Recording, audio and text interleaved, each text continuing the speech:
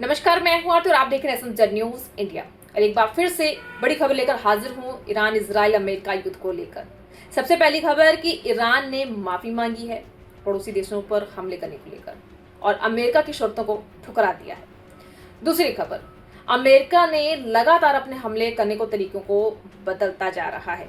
अभी तक ईरान ने छोटे छोटे ड्रोन से अमेरिका पर कहर बरसाया है और अब ईरान ने इतने बड़े रॉकेट लॉन्च कर दिए हैं, इतनी बड़ी मिसाइलें लॉन्च कर दी हैं जिससे अमेरिका पर ताबड़तोड़ हमले किए जा रहे हैं, जिसका कोई जवाब नहीं है। और आज अमेरिका अपनी आर्थिक स्थिति को लेकर मंथन करने को मजबूर हो चुका है। तो वो मिसाइलें कौन सी, सबसे उसका भी जिक्र करते हैं कि ईरान ने पहले छोटे छोटे ड्रोन का इस्तेमाल किया और खास करके मैंने आपको पहले भी जिक्र किया था किस तरीके से ईरान ने अमेरिका को मूर्ख बनाया, इसराइल को मूर्ख बनाया कि एक पेंटिंग बना रखी थी जिससे ईरान इसराइल के जो बारूद हैं वो खत्म हो सके, ईरान इसराइल कमजोर हो सके और उसके बाद असली युद्ध की शुरुआत होगी। तो असली युद्ध की शुरुआत जो है वो हो चुकी है, क्योंकि अब ईरान ने शिखर खैबर जैसे बड़े मिसाइल लॉन्च किए हैं, क्लस्टर मिसाइल्स लॉन्च करी हैं और ताबड़तोड़ हमले हो रहे हैं इससे, क्योंकि ये जब आसमान में जाते हैं, जब इसको छोड़ा जाता है हमले के लिए, तो उस समय आसमान में जाकर ये एक होते हैं, लेकिन जब नीचे गिरते हैं, टूटते हैं, तो ये एक साथ बहुत सारी मिसाइलें हो जाती हैं। ये तस्वीर भी आप देख सकते हो कि इसमें रॉकेट जब ईरान छोड़ता है तो जब नीचे गिरता है हमले करने के लिए तो ये कई सारे टुकड़ों में बढ़ जाता है, यानी कई सारे रॉकेट बन जाते हैं और फिर अमेरिका के ऊपर कहर बरपा रहा है ईरान। और इन सब के बीच एक बेहद भावुक करने वाली तस्वीर भी सामने आई है। वो ये है कि इतना ताबड़तोड़ हमला करने के पीछे ईरान का मकसद क्या है। ईरान का मकसद ये था इस हमले के पीछे कि 180 बच्चियों की मौत का बदला लेना था। मीनाब में जो स्कूल था वहां पर 180 बच्चियां जो इस लड़ाई का हिस्सा हुई, शिकार हुई, जिसका बदला ईरान ने लिया। ईरान ने कहा कि अब अमेरिका को हिसाब देना होगा। अमेरिका ने जो किया वो बहुत बड़ा पाप किया है। इन तस्वीरों से आप साफ देख सकते हैं। देखिए ये बात कहाँ से जाहिर होती है, क्योंकि तेहरान टाइम है उसकी तरफ से ये तस्वीर जो है ये शेयर की गई है। ये जो मिसाइल लॉन्च की गई उसके ऊपर देखिए लाल रंग से संदेश दिया गया है, उन्होंने अपने हाथों से लिखा है और जो तस्वीर शेयर की गई उसमें साफ साफ लिखा भी गया है कि आखिर ये मिसाइल क्यों लॉन्च की गई है। ये 180 जो बच्चियां मरी हैं उनकी मौत के लिए एक संदेश है। अब देखिए अपने स्क्रीन पर कि तेहरान टाइम्स के हवाले से ये जो खबर है मैं आपको बता रही हूँ। इस खबर में ये साफ साफ दिखाई दे रहा है, ये जो पोस्ट है ये कह रहा है कि जो स्कूल गर्ल्स थी मीनाब में उनकी याद में ये मिसाइल लॉन्च की गई है और मिसाइल के ऊपर उन्होंने एक संदेश लिखा है कि ये आपकी याद में ये मिसाइल हम लॉन्च कर रहे हैं और आपकी मौत का ये बदला ये मिसाइलें लेकर आएंगी और आपको इंसाफ दिलाएंगी। ये बहुत ही भावुक मार्मिक संदेश है और दुनिया को हैरान करने वाला संदेश है कि ईरान की तरफ से जो दिया जा रहा है। और इसे जब हम आगे थोड़ा और बढ़ते हैं तो आप देख सकते हैं दूसरी तस्वीर में कि खैबर शिखर जो ये मिसाइल है जिसका हम जिक्र कर रहे हैं, इसमें ये उस मिसाइल की तस्वीर है जिसमें लाल रंग के साथ वो संदेश जो है वो लिखा गया है, आप देख सकते हैं इन तस्वीरों में।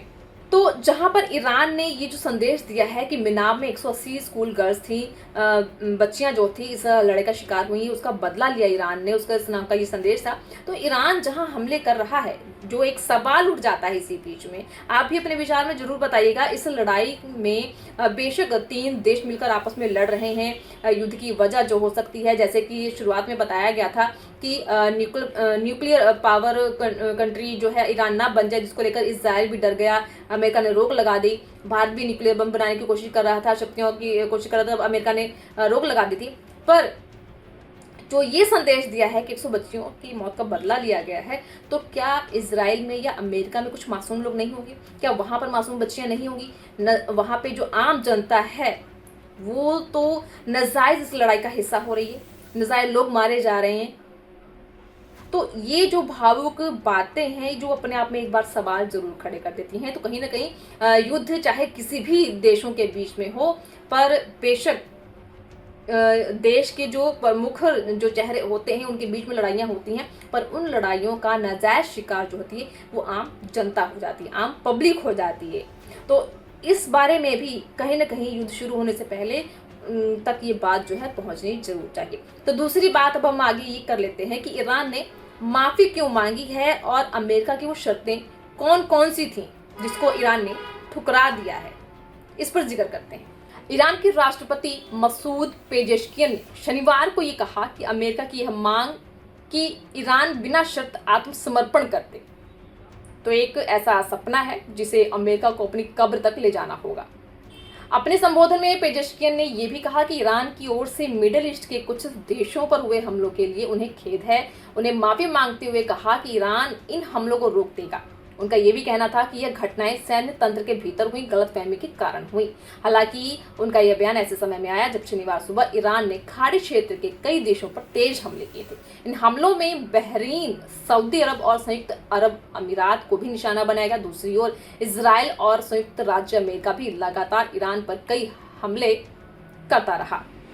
अब बात आती है कि ये युद्ध कब तक चलेगा, ये युद्ध खत्म होगा या नहीं, इस पर तो अभी तक कुछ कहा नहीं जा सकता है। लेकिन डोनाल्ड ट्रंप के प्रशासन ने इजराइल को $151 मिलियन के नए हथियार बेचने की मंजूरी दे दी है और साथ ही ये भी कहा है कि जब तक ईरान बिना किसी शर्त के आत्मसमर्पण नहीं कर देगा तब तक उनसे कोई बातचीत नहीं होगी। और यहाँ अमेरिका के अधिकारियों ने भी चेतावनी दी है कि अभी एक हफ्ते से जो युद्ध चल रहा है तो एक बड़ा बमबारी अभियान शुरू होगा। जो एक हफ्ते से युद्ध चल रहा है उससे भी कहीं ज्यादा तेज हमला होगा। ये ईरान के संयुक्त राष्ट्र में राजदूत ने यह भी कहा कि देश अपनी रक्षा के लिए हर जरूरी कदम उठाएगा। और इसी बीच पश्चिमी तेहरान में जोरदार विस्फोट और धुएं के गुब्बार देखे गए हैं। इन तस्वीरों में आप देख सकते हैं। इजराइल ने कहा कि उसने ईरान पर बड़े पैमाने पर हमलों की नई लहर शुरू की है। यहीं यरूशलेम में भी तेज धमाकों की आवाज सुनी गई है। ईरान की ओर से आई मिसाइलों के कारण इजराइल में लोग बम शेल्टर की ओर भागते नजर आए हैं।